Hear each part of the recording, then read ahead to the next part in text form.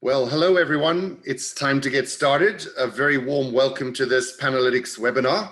Delighted to be with you for the next hour or so, probably quite a lot less than an hour, because I know it's a very, very busy time in the United States. I'm also delighted that we have people right across the continental United States. We have some Canadian members, welcome, and a lot of non-members of Panalytics on this call. So welcome to you also. And I'm not surprised it's a pretty good turnout because of this word data. We're talking about becoming the data-driven business advisor today. But provocatively, I'm going to suggest to you it's absolutely not about the data at all. I think what accountants are reading and seeing is, well, A, you've got to become business advisors, otherwise the world looks rather bleak, and B, you've got to be embracing data. You've got to be embracing AI and machine learning and all these magical things which will make you relevant and impactful going forward. Well, I'm not quite as much of a fatalist as that. I think the world looks pretty rosy if we get our act together on a number of counts. So that's what we're talking about today. Now, I welcome any questions that arise through the webinar or even after the webinar. During the webinar, you can find this question box on the right-hand side of your screen.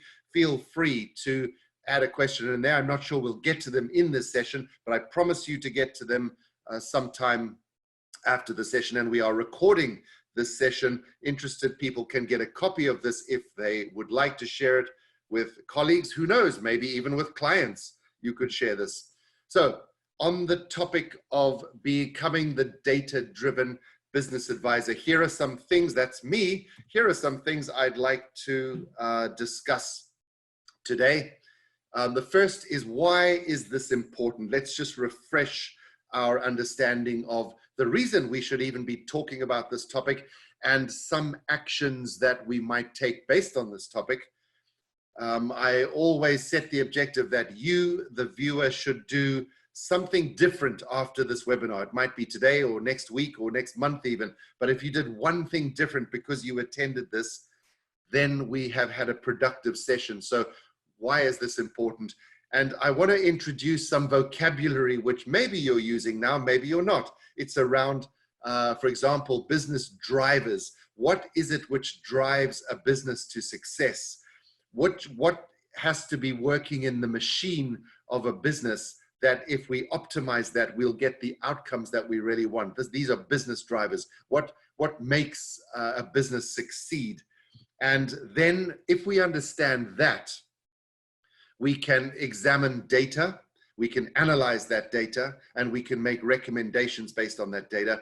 Because after all, your client is looking for recommendations. They're looking for solutions. They don't want to be told, hey, I think you're going to run out of cash in 6 months or 8 months or a year. They don't want to be told revenue's declining. What do they do with that? They probably know that before they even meet with you. What they really need to know is what they should do about it. Where should they focus on their business to make things better? And those are the solutions. We like solutions in life, not just problems. So we're going to run through quite a detailed case study on some of this. The case study is real. It happened with one of our clients and one of their customers. More on that later. So let's get into this. And I've got a few polls for you to participate in. Please be quick and active, and let's have some fun in the next few minutes. So why is this important? By the way, what you read, software companies and coaches and advisors and consultants telling you that you have to evolve your business to one that is advisory, right? Well, let's just do a quick definition. What is an advisor, right? I'm going to say to you today that perhaps an advisor provides guidance and mentorship. Now, just think for a second about someone you've advised in the last week, month, year, right? Why did you call it advice? Who did you give advice to? Perhaps it was a child or a family member or a friend, right? Or perhaps you were advised by them. Probably what they did is they provided some kind of guidance which helped you on a particular pathway, right? It's not this completion of tasks, right? It's not that you simply processed something. That's not advice. That's the completion of tasks, which, by the way, is not unimportant. One is not better than the other. Both of these are very important.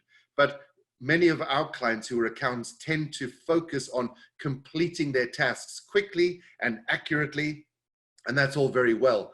But if we have a different mindset on this and think, I'm actually going to offer some guidance which is going to help my client to do things differently, then we're on the right path to providing advisory services. Now, why do I say it's not about the data?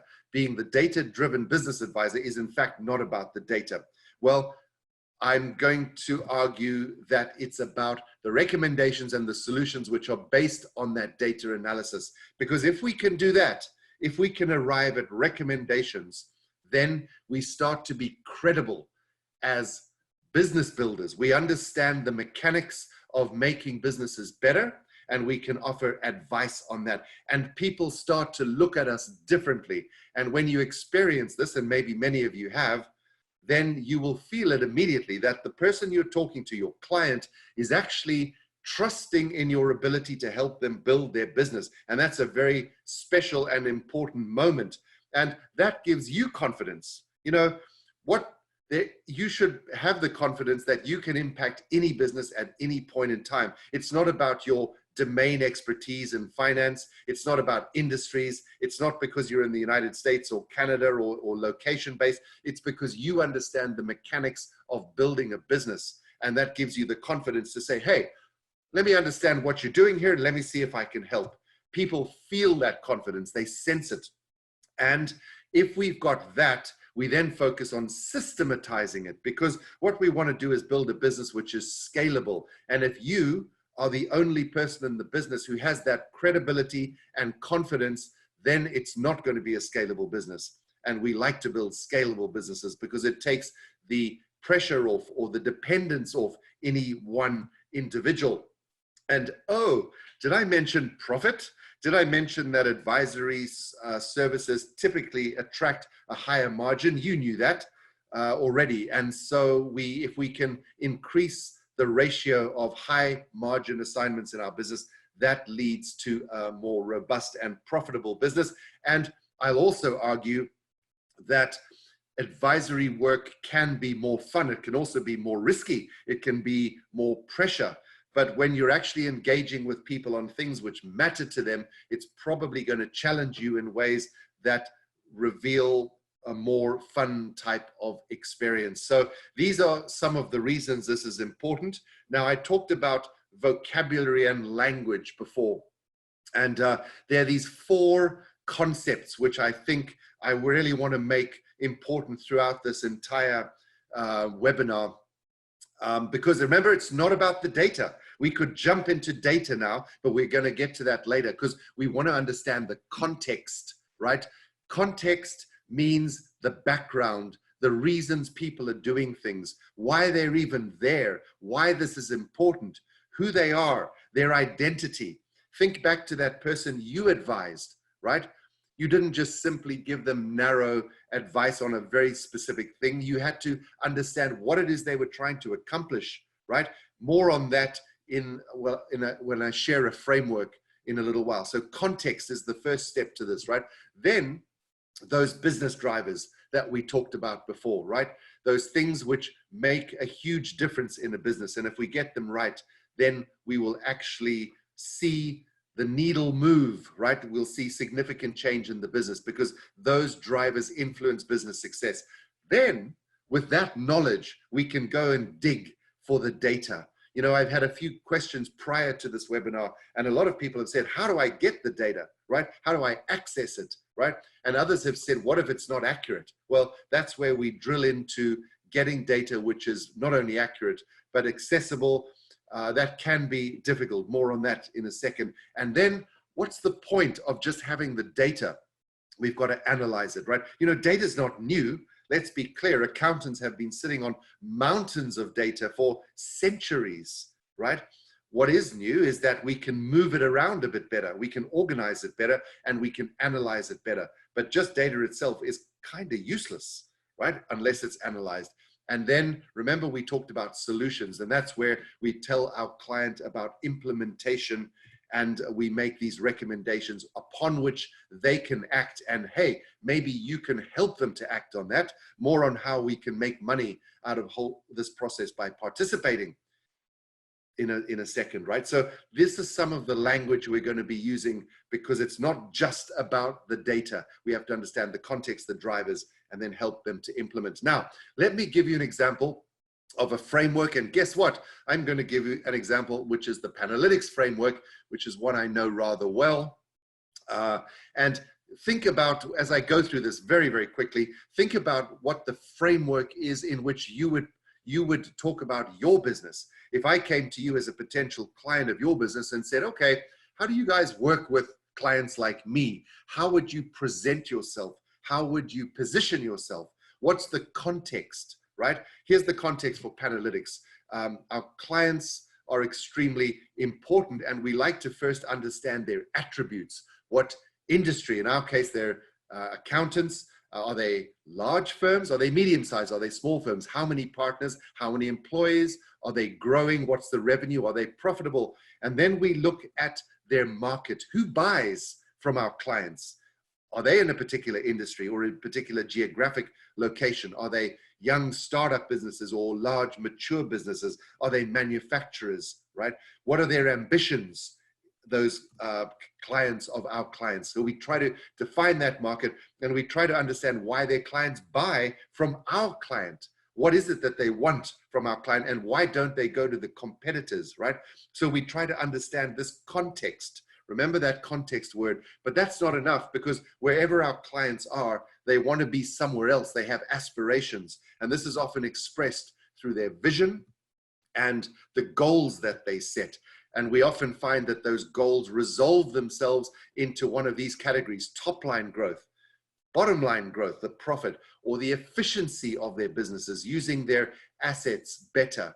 Some of our clients want to impact the community. They want an improved lifestyle or a different lifestyle. They want to work less. Many of you in the middle of tax season here, and some of you are saying, why am I doing this? You want to work differently or work less. And some of you are thinking about succession in your business. Every business should be thinking about succession, even if it's a distant idea, because every business will at some point in time go through a succession event. It's just a matter of time. So these are where our clients have goals, and it's against those goals that they set plans, things which they should do in time, which are delegated to certain individuals and have to get done. Those plans resolve themselves into marketing and sales to attract clients, or managing client relationships to retain and get referrals and upsell to clients, or having powerful and robust processes in the business around planning, HR, finance, etc. Building teams who are energized and excited and motivated, and developing products which are relevant and make a difference to their clients. So these are the ways in which our clients set plans. We in Panalytics have a number of products, technology products, which can empower accountants to be effective in any of those particular areas. Today, I'm going to focus a little on growth equation, which is there in optimized processes. Some of you have seen growth equation. Some of you are using it. And actually, one of you, I've actually quoted later. Thank you for allowing me to quote you later. Your royalty check is in the mail. And I'm also going to focus on Learning Hub there, which is about developing teams.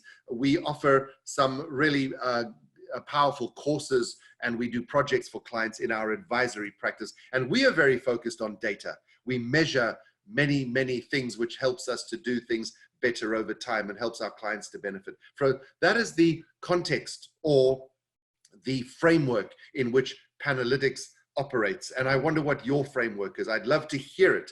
I'd love you to call me up and say, I'd like to tell you how we present our business at the beginning of a meeting. Let's move on and do a poll.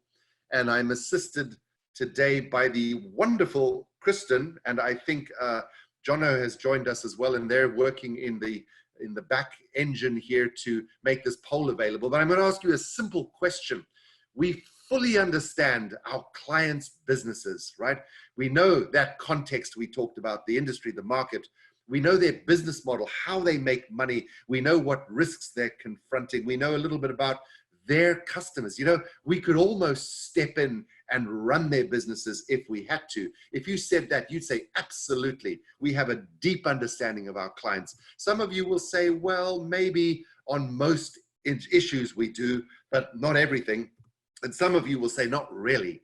We don't really get that deep with our clients. And some of you will say, not at all, because actually we're in the business of completing tasks. We take data and we move it from one place to another, and we complete our tasks really well. Remember, that's not necessarily bad. It's just different. Let's open up this poll now and see what our friends say regarding how they understand their clients' businesses. We always have an active group in the United States and North America, and it seems to be no exception today.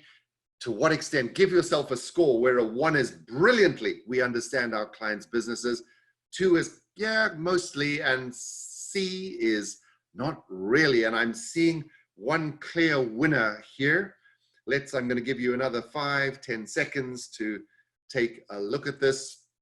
Let's see what's going to happen. Okay. All right. We're getting close. And you know, there is a clear winner. The overwhelming majority have said B, somewhat. We understand most clients on most important points. That gives me a little context for this webinar. It suggests that we could do a little bit better in understanding. Congratulations to those of you, however, who said absolutely. Well done. That's great. And we're going to close the poll there, and we're going to move on with our webinar. Great, those of you who said absolutely. Here we are.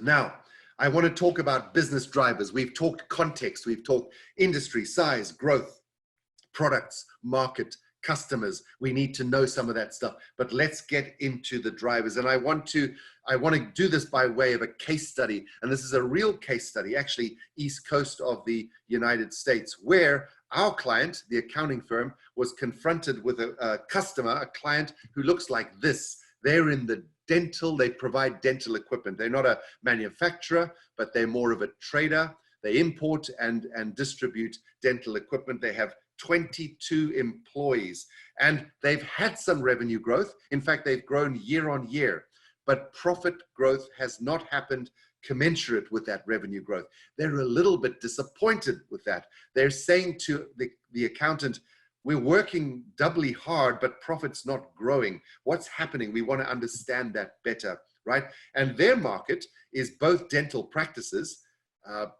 dentists, and also some hospitals that have dental units. That's who they sell to.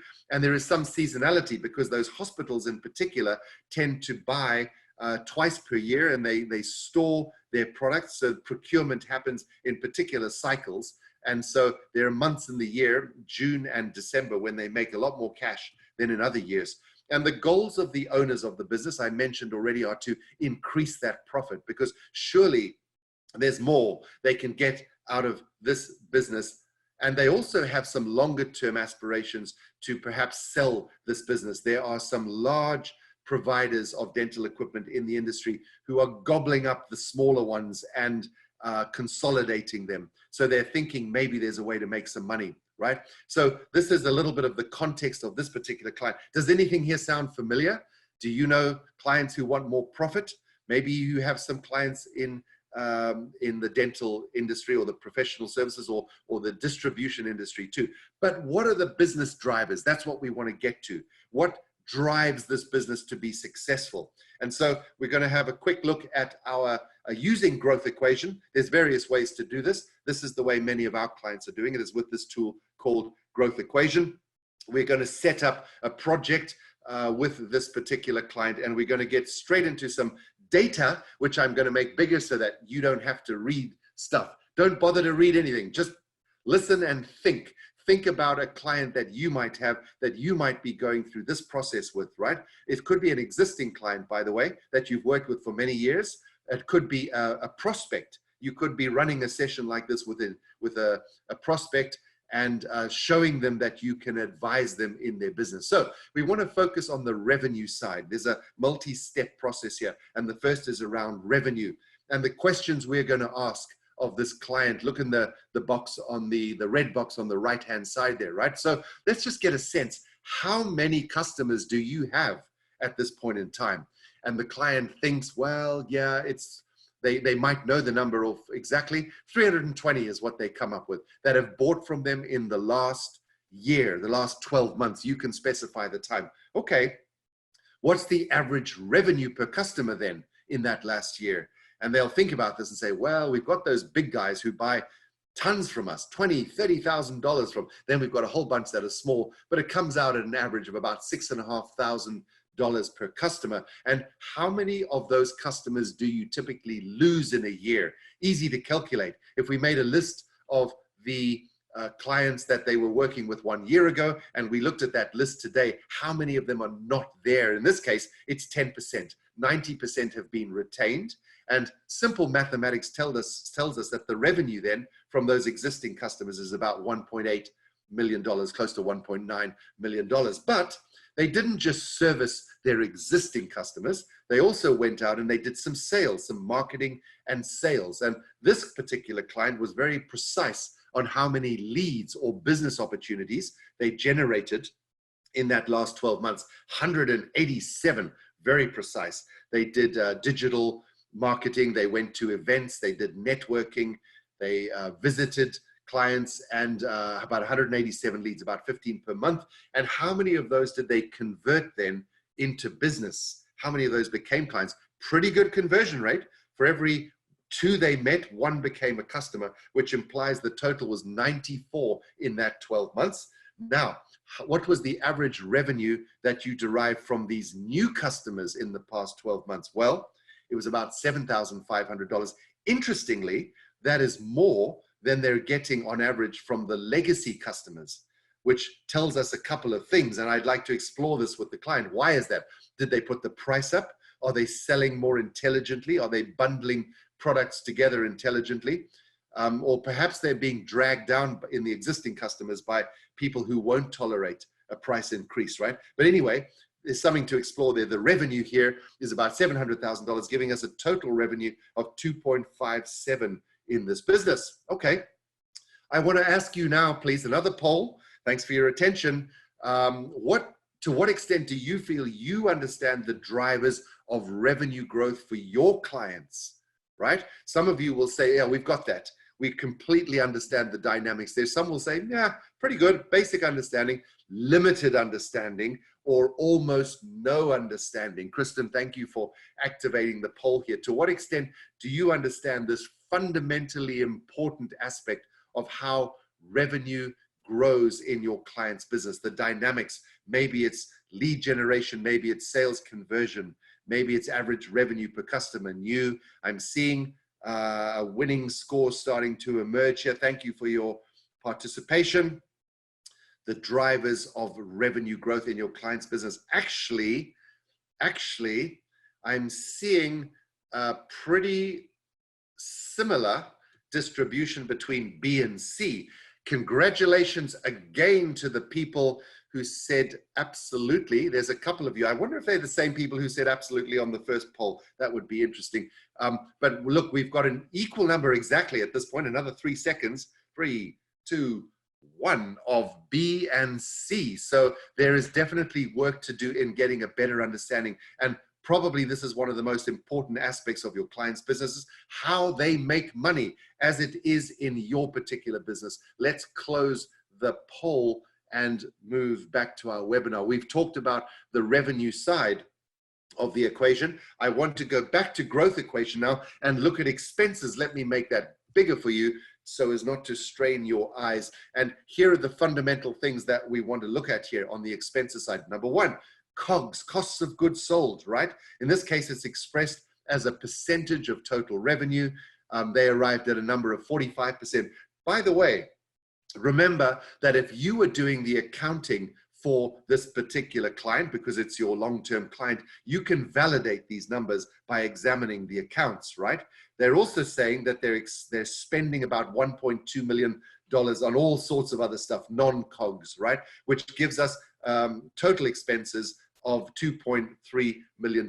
Now we're in a position to just get a quick snapshot, making that bigger for you, a quick snapshot of the business. Okay, so what we got?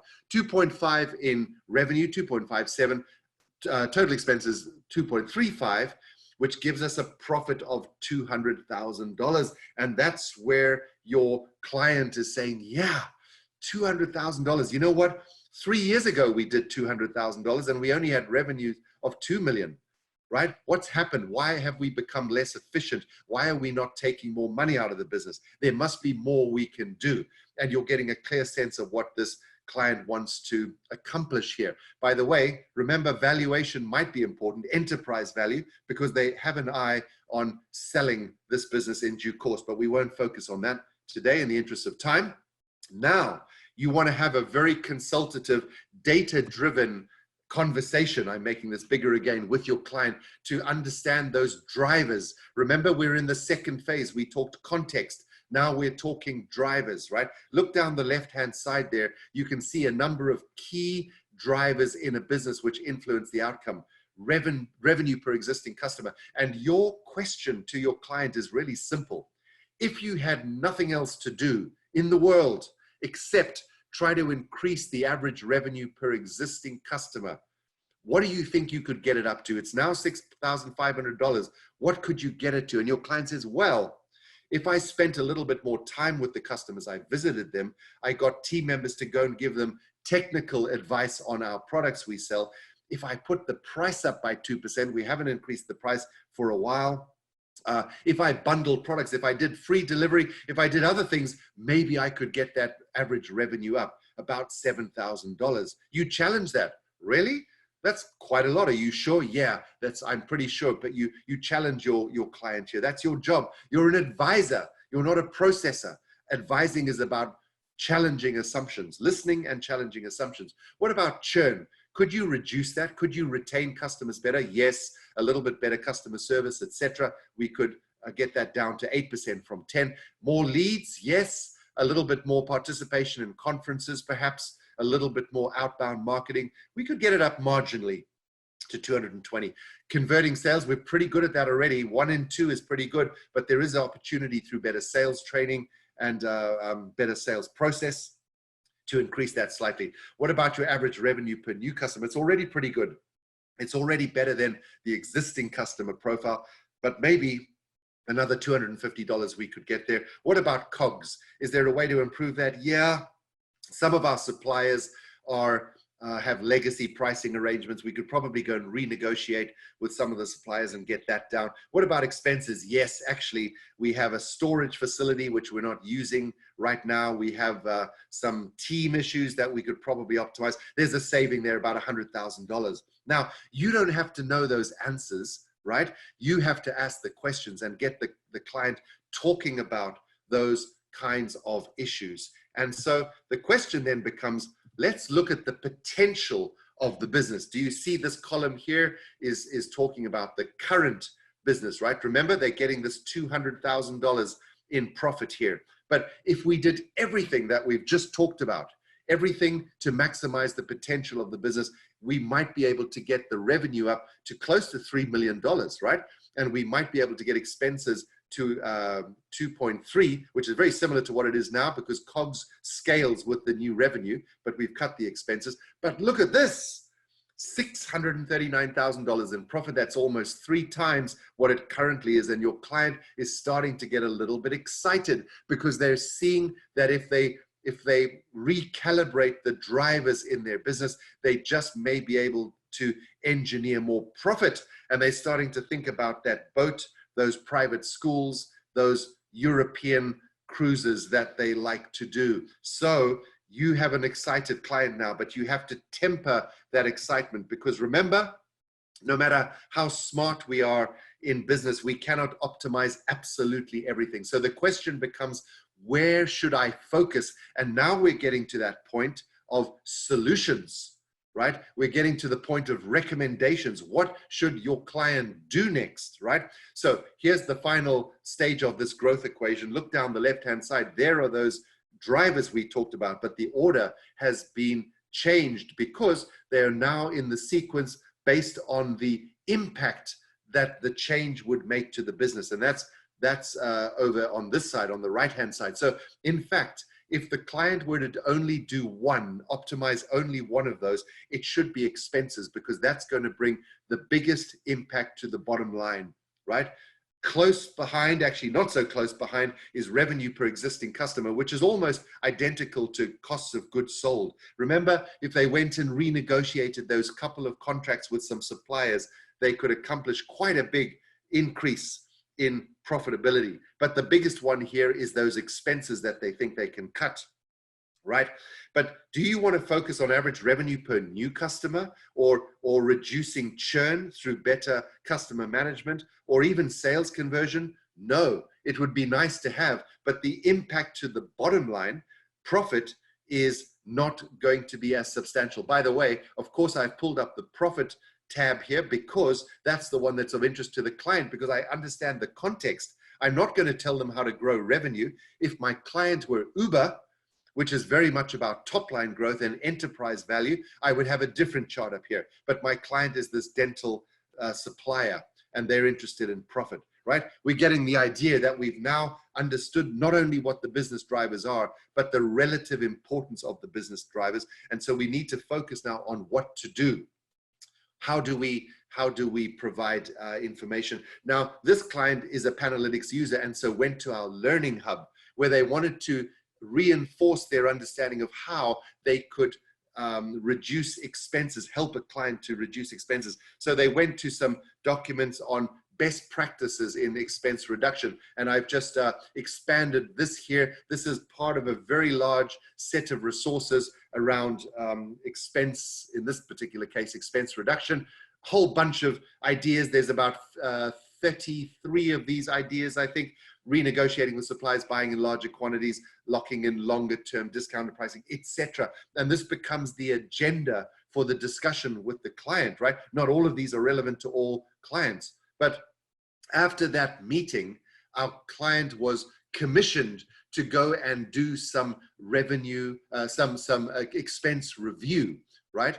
Because the client said, I don't have the time now to go and dig through documents and figure out where exactly there's an opportunity to save that $100,000. Can you help me out? And what do you think the accountant said? They said, absolutely, we'd like to help you out with that. And they used this Panalytics material to drive that conversation. So they went and did some analysis of the data now, data which they have immediate access to through the finances. And they focused on a couple of clues that the client had already given them. Why? Because remember, they had the context. They had the context. They were told early on that we do have these two premises, the storage facility, which we're not really using. And they went and reviewed lease arrangements. They considered what it would cost to relocate storage from the one facility to the other.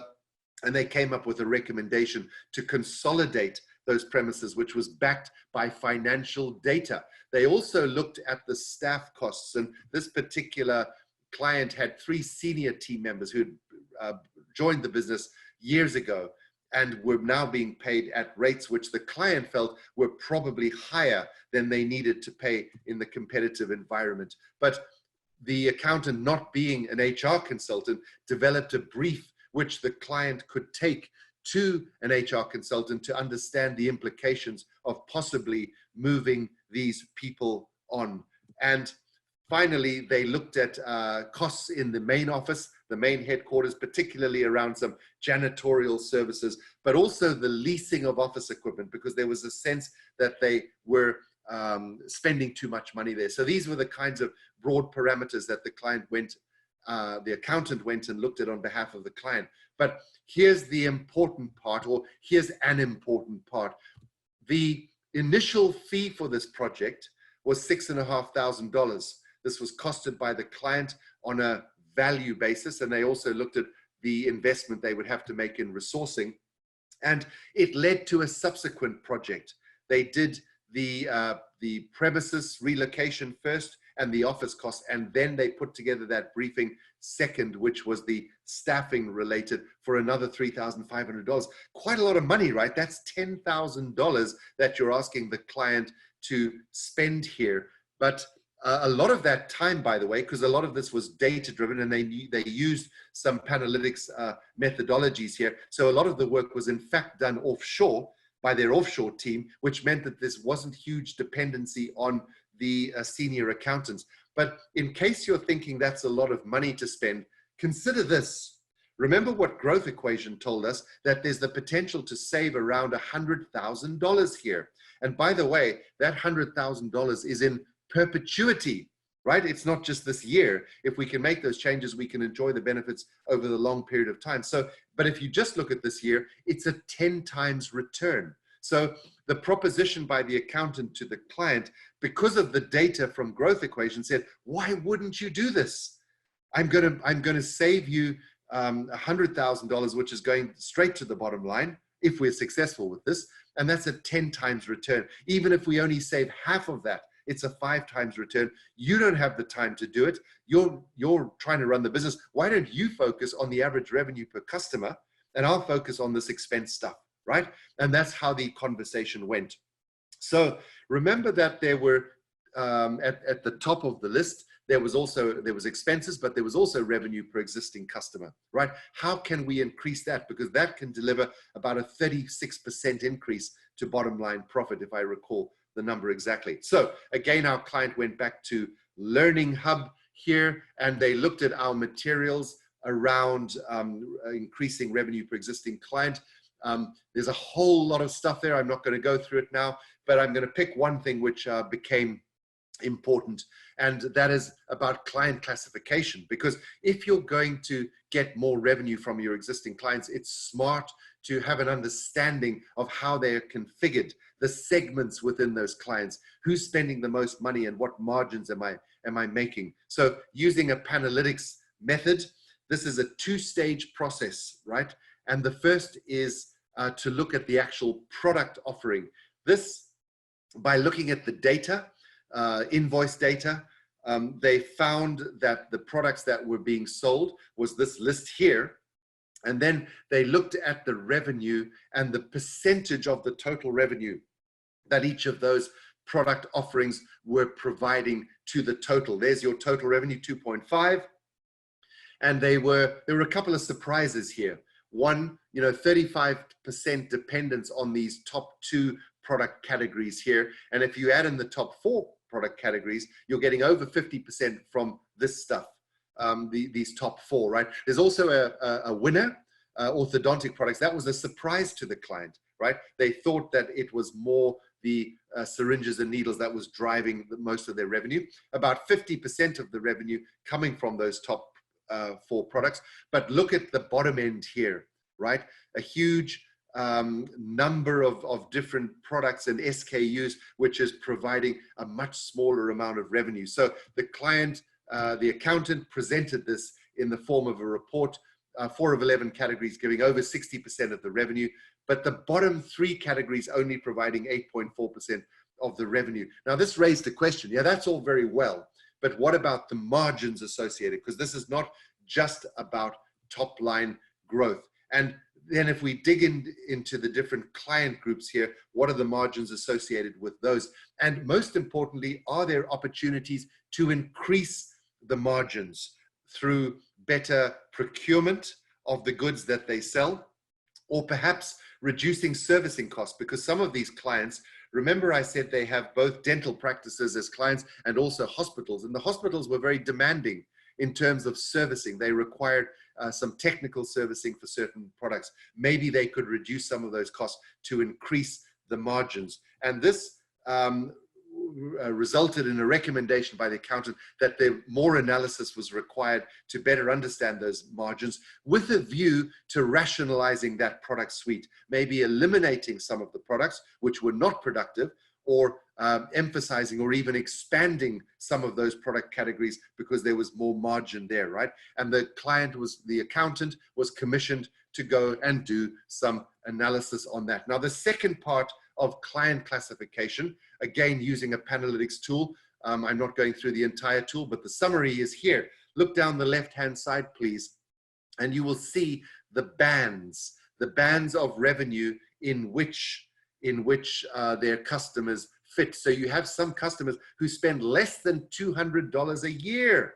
Imagine that. What does that buy? A nice meal, a couple of coffees, a few other things it buys, not much, under $200 a year. And at the other end of the scale, you've got clients spending more than $25,000 a year, and a whole lot of bands in between, right? And you can see the number of clients which fit into those bands. This is using quite a good Panalytics tool, which a lot of our clients use. So the biggest band being this 1,000 to 3,000, they've got 82 clients there, right? And you can see over here the percentage that this of revenue that this band is providing. So the biggest contributor to revenue is that 1,000 to 3,000, followed by the 5,000 to 10,000, right? But look at this. This is the percentage of clients. The 12% of close to 50%, 50% of the revenue is coming from these top bands of clients here. So more than half the revenue is coming from a relatively small number of clients. And conversely, a huge number of clients are providing a relatively small amount of revenue. I wonder what this looks like in your business, by the way. I'd love to do this with you. And what was really intriguing to the client was that this mysterious group of 7 clients who are contributing 12% of the revenue. And if you do some quick math, divide that by 7, you're looking at $45,000 roughly per client here. Who are these clients? They really need some special attention. And what we found is that those were mostly the hospitals that the client is selling to, not the dental practices. So our client, the accountant, went and put this in a report. 18% of the customers account for close to 50% of the revenue. 2% of the revenue, however, is coming from 76 customers, and they all need to be serviced, right? But who are those 7 clients? How do we increase value there to those clients and get them to buy even more? Because they are huge institutions, and there are many more of them that we could be selling to. This became a matter of strategic importance for the client. And then back to margins. All very well to look at top line, but how profitable are we by each of those clients group? And that became another project to go and analyze the margins and rationalize the customer base, perhaps to emphasize more of the spend or the high-end hospital type customers, and to eliminate some of the low-end, low-margin customers. And what did the accountant get out of this? This is real data. So there was, excuse me, an initial project for which they charged $3,000, which led to the margin analysis, $8,000, right? And again, a lot of this work was done, the data mining and the data analysis was done not by the partners, but by the team. Some of it was done offshore. And do you think that's a lot of money? $11,000 to spend on this, right? Well, I don't think so, because the return on investment for client, again, on an annualized basis, is a 7.2 times return. Because growth equation told us, in fact, the client told us that in the context of their business, if they can excuse me, in the context of their business, if they can reduce or increase average revenue per customer, they can increase profitability, and your work here will yield a 7.2 times return. Why wouldn't they do this project with you, right? Okay, now, thanks for your patience. We're coming to the end. One more poll I'd like you to participate in, please. So what we're talking about here is in your advisory business, you use tools. I've shown you a couple of tools today. I've shown you growth equation. I've shown you Learning Hub and client classification, some other things. To what extent do you use tools in your business? Because if you do, you can repeat and scale your activities, right? Because you're going to find that you do client classification for many clients, not just for one client. You're going to look at average revenue per customer for many clients. Using tools is important. Some of you will say, absolutely, we use a whole bunch of tools. Some of you will say, well, somewhat, we kind of do sometimes. And some of you will say, not really. And others will say, we never use tools. We rely, we make it up every time as we go along, right? Let's open up this poll and see the extent to which our friends in North America are using tools in the advisory business. Well, I'm pleased to see here that we are gravitating more around the A's, but some C's have just popped in, And okay, well, we've got a real distribution here. There's no clear winner as there were in other polls. We have seems an almost equal number of people saying A, absolutely, and C, not really. And in the middle there, we've got fewer people saying somewhat. So A and C are the winners here. That's interesting, isn't it? Now, I'd love to know, and I'd love you to tell me later what kind of tools you're using. I wonder if they create that context that we saw with growth equation. I wonder if they allow you to understand the business drivers and the relative impact of those business drivers. And I wonder if they enable you to exploit the data you have access to in order to make meaningful recommendations like we saw earlier. I think there are some tools which promise wonderful charting and cash flow analyses and other things which don't necessarily capture that context. We'll close the poll at that point in time. But look, it's great that you are considering tools. Congratulations to those who have integrated those tools into your businesses effectively. Right, we're moving on from that poll. Look, this is a quick plug for our growth equation. I'm not going to read all of this to you, but we're getting really good responses. All I'm going to say about this one is wow, because the client was delighted with the visibility that growth equation provided into their business. Here's another one, unlocking the potential in a business. You know, I really think that's an important quote. I wish I had come up with that because I'd be way smarter if I had, but unlocks the potential in a business. Where can we potentially take this business? If you're having that conversation with the client, it's probably going to be a powerful conversation. And, you know, let me be clear, our clients are making more money using growth equation. In this case, this client based in Sydney actually sold 2 planning sessions. So let me tell you 3 ways that our clients are driving new revenues for their businesses using growth equation. The first is what we've just been through is a planning session. It can be done in an hour, in half a day, in a day. It can be done with the entire management team or half the management team or the sales team. It can be done with multiple people, but you can get paid for it. And I know clients who are charging $5,000, $7,000, $10,000 for those planning sessions, right? And you can repeat them on certain cycles, right? So this particular client has been selling those planning sessions. Here, it's a different approach to making money out of growth equation. It's about monitoring or accountability. So this particular accountant was doing compliance work for this client over a long period of time, charging $2,000 to file returns. But because they used growth equation to create context and knowledge of the business drivers and actions and solutions, they were able to increase their fee quite significantly to $12,000. We have a client, I wonder if she's on the call, in Colorado Springs, welcome if you are, who told me the other day that she has weekly or fortnightly discussions with some of her clients based on what's been in her accountability practice. I said, what do you talk about in all of those sessions? And she said, there's plenty to talk about because there's so much to do in these businesses, right? And there's a nice healthy fee for that accountability service. And here we are talking about a client who saw a dramatic impact on the bottom line, right? And the impact that pricing, a small increase in pricing, you know, when you start getting clients excited about sensitivity analysis, right? If we just do a little bit more here, we can have a dramatic impact. In this case, it was around a pricing change that could bring a significant impact to the bottom line because that was their strategic objective. Now, look, I'm going to finish up by saying there's a couple of things you might be thinking at this point. I hope that you're thinking of ways to communicate with your clients and your prospects better in the course of being an advisor. I hope you're thinking about context. I hope you're thinking about drivers and making recommendations based on robust data analysis. Now, you can take a short-term approach with this. Why not try our growth equation tool if you're not already using it?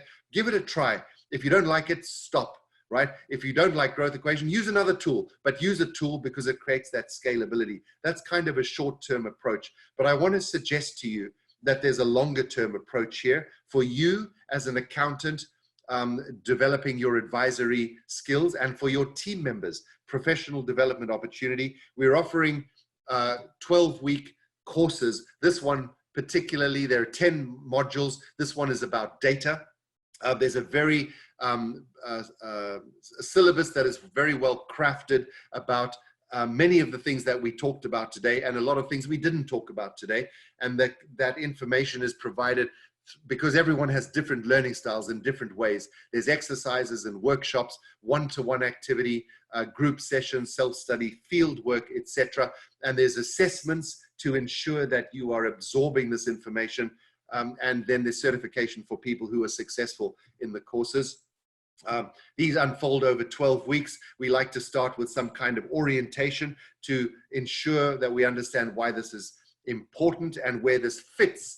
And then we customize the approach for your firm, because no two firms are the same. How are you going to benefit from the exploitation of data for your clients, given your skill set and your business at this particular point in time? And that results in a plan of action. And then there's a huge section on learning many of the ideas that we talked about today. But let's get deeper. We only talked about expenses and revenue per existing customer. What else could you do? And how would you go about accessing that data, analyzing it, and turning it into actionable recommendations for your clients? We love this idea of field work, where we pick a client or two clients perhaps, and we say, let's go and see how we can leverage our knowledge of data with that client and derive a lucrative advisory assignment for you. And we go through that process and test it out and give feedback on that. And then there's the debrief, which includes a final assessment. There are other assessments through the course, and certification for people who succeed with the course. By the way, not everyone does. These are meant to be difficult. By the way, this is one of 10 modules. We have another one on the language of business, selling advisory services, marketing advisory services, team development, developing products based on data, based on planning, etc. So this is the course that I'd like you to suggest that you consider doing with Panalytics. We do have a promotional offer on this course at this point in time. If you'd like more information on that, simply type data into that box which I referred you to early on, and we'll be happy to send you some more information on that. If you just like to try Growth Equation, that's absolutely fine too. You might just want to get in touch with me, and I'll make sure that that happens very quickly. We offer free training with Growth Equation as well, because we want you to succeed with it. We want you to be able to navigate Learning Hub. There's a huge amount of resources in there, and we want you to have a good experience with that. So I'm coming to the end of our allotted time. Please consider the course that I just detailed. Please consider the use of Growth Equation or any other tools. If you just want to talk about stuff related to data, there are my contact details. I'd love to continue this conversation with you. But I believe there is one final poll that is going to appear on the screen now. But meanwhile, I'm going to say thank you for joining me in your tax season in the US. Thank you for spending this time with us. Thank you for participating in the polls. Congratulations to those of you who are active in the advisory space now. And I wish you all the best. And I look forward to seeing you on the next webinar. The poll will appear, the final poll. And thank you for your time. Have a good day. Thank you for joining Panalytics.